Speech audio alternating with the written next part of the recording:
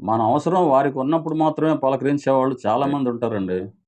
అప్పుడు ప్రేమలో, మర్యాదలో, మాటలు అన్నీ కనపడతాయి వారిలో.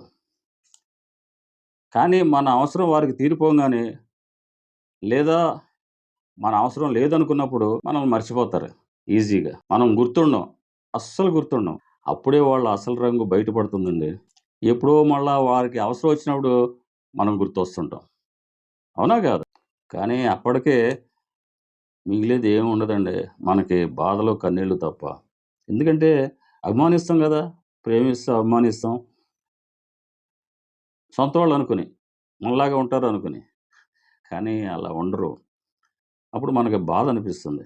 అయితే మన అవసరం వారికి లేపోయినా, మన క్షేమం గురించి ఆలోచించేవాళ్ళు, మన కష్టాల్లో మన పక్కన నిలబడేవాళ్ళు, వీలున్నప్పుడల్లా మనల్ని గుర్తు చేసుకునేవారు. అలాంటి వారే మనకి నిజమైన ఆప్తులు, నిజమైన ఆత్మీయులండి.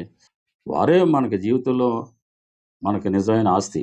అనవసరమైన బంధాల కంటే, విలువైన ఆత్మీయుల్ని మనం జాగ్రత్తగా చూసుకోవాలండి.